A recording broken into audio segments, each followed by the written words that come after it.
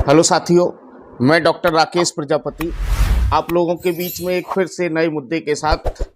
साथियों, पहले भी मैंने एक इस पर वीडियो बनाई थी और आपने देखा होगा। ये घटना थी मऊ जनपद की।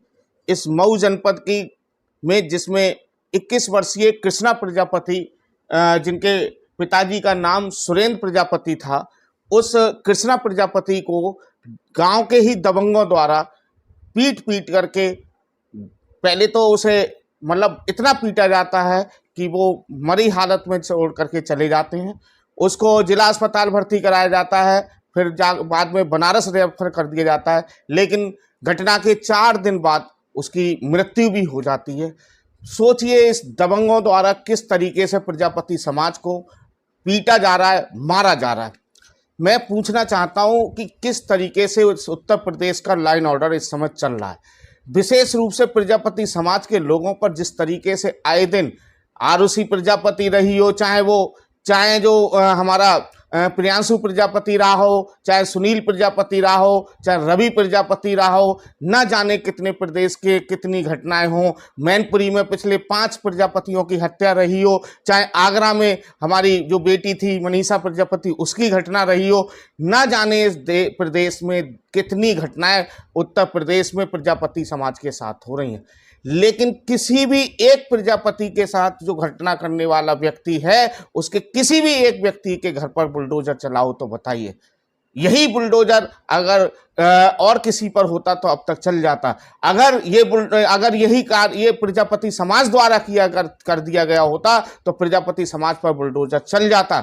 आखिर क्या गलती थी धारा सिंह प्रजापति की? आखिर क्या गलती थी ब्रजेश प्रजापति की? आखिर क्या गलती थी गायत्री प्रसाद प्रजापति की, जहां पर भारतीय जनता पार्टी की सरकार द्वारा बुलडोजर चलाने का काम किया गया?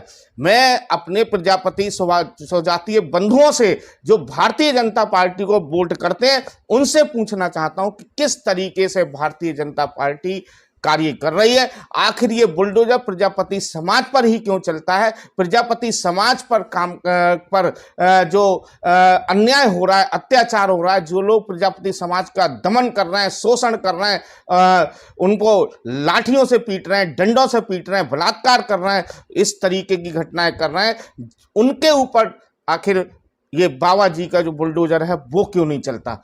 विशेष रूप से मेरा उन प्रजापति भाइयों से ही सवाल है ये, जो भारतीय जनता पार्टी को दिन रात बाबा का बुलडोजर अपनी डीपी पर लगाते हैं। मैंने देखा है, कई हमारे युवा साथियों को देखा है अपने प्रजापति समाज के, वो अपनी डीपी पर लगाते हैं बुलडोजर का, बाबा जी का बुलडोजर। बाबा जी का बुलडोजर किसी प्रजापति पर अन्याय करने वाले के घर पर क्यों नहीं चला आज तक? इसका आत्ममंथन करने की जरूरत है, सोचने की जरूरत है। अगर किसी और व्यक्ति के घर पर चल जाता तो आपको क्या फायदा होता है? आपको क्या फायदा होता है? आपके समाज को क्या फायदा होता है? जबकि आपके समाज की जो लड़ाइयां लड़ रहे हैं, आपकी समाज के साथ जो अन्याय हो रहे हैं, उनके ऊपर बुलडोजर क्यों नहीं चलता है? तो आप अपने नेताओं से ही पूछने का काम करें।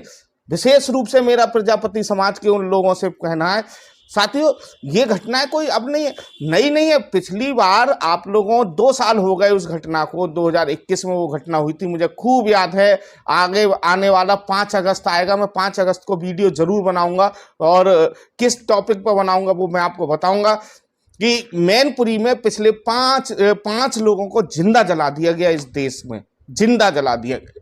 वो 5 लोग कौन थे? प्रजापति समाज के 5 लोग थे।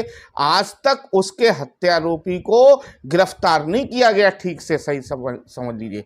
और शासन ने दबाव डाल करके उस पीड़ित पक्ष पर दबाव डाल करके जबरदस्ती लिखवा लिया कि हमारे साथ ऐसी कोई घटना नहीं हुई, हमारे सुसाइड बता दी उस घटना को, और दोषितों को छोड़ दिया गया।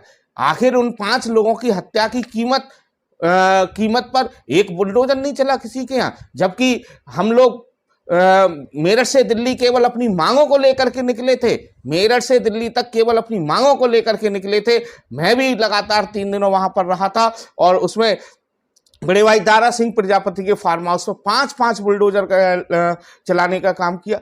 ब्रजेश प्रजापति जब तक भारतीय जनता पार्टी में रहे तब तक कोई दिक्कत नहीं। जैसे ही उन्होंने भारतीय जनता पार्टी छोड़ करके समाजवादी पार्टी ज्वाइन की तुरंत ही उन्हें नोटिस थमा दिया गया, और उनके घर पर भी बुलडोजर भेजने का काम इस सरकार द्वारा किया गया।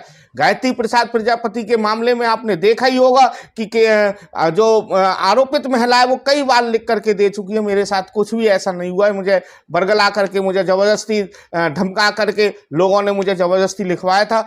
आज तक उनकी बेल नहीं हो रही है, आज तक उनकी जमानत नहीं हो रही है, आज तक उन्हें न्याय नहीं मिल रहा है। तो आखिर इस प्रजापति समाज के साथ ही शोषण क्यों हो रहा है, प्रजापति समाज के साथ इतना दोहन क्यों हो रहा है, दोहरी नीति क्यों अपनाई जा रही है, ये प्रश्न चिन्ह है आप लोगों के लिए। मैं आप लोगों से बस यही निवेदन करना चाहता हूं कि वीडियो को ज़्यादा से ज़्यादा शेयर किया करें, वीडियो को ज़्यादा से ज़्यादा लोगों तक भेजा करें, जिससे कि हम जैसे लोग, जो गिने चुने लोग होंगे, आप उंगली में गिन सकते हैं, आज भारतीय जनता पार्टी की सरकार के खिलाफ बोल रहे हैं, गिने चुने लोग होंगे विशेष रूप से, चाहे वो प्रजापति समाज हो, चाहे अन्य पिछड़े दलित शोषितों की आवाज़ को उठाने वाले गिने चुने लोग हैं, और आप उनकी आवाज़ को बढ़ाने का काम करें। बहुत बहुत धन्यवाद, बहुत बहुत आभार।